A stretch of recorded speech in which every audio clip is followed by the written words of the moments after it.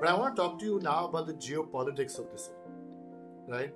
And start talking about countries today, right? So you spoke of the British Empire. I think you mentioned somewhere in your book.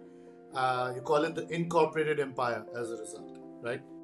I'm assuming because of these various corporations that are getting formed, and in a way, the British Empire becomes a amalgamation of these various colonial corporations spread around the world. How much of a parallel do you see between that and the US of today? Let me explain. So the US, now I'm coming from a technological standpoint. If you look at the tech geopolitics of today, there are three models that are spoken about. The Chinese, that is a state-led model, where the private and the public are more blurred than in any of the other two.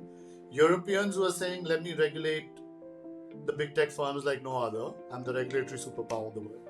And then there's the US model that people talk about, which is let the corporations run free, largely, by and large, right? And in a way, the economic, the geopolitical power of the US today derives, at least from the outsider's perspective, derives largely from its large corporations as well today.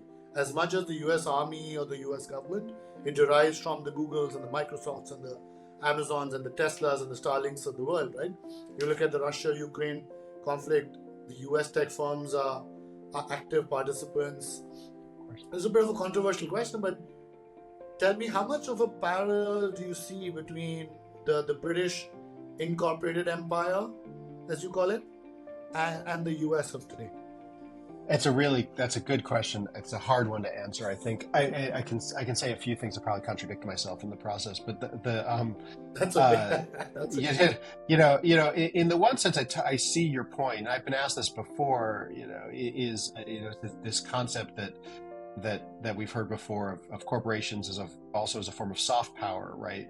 Which is a hard and soft. I find those concepts very difficult to get my head around, but the idea that also it's a cultural imperialism that corporations help to produce as well, right?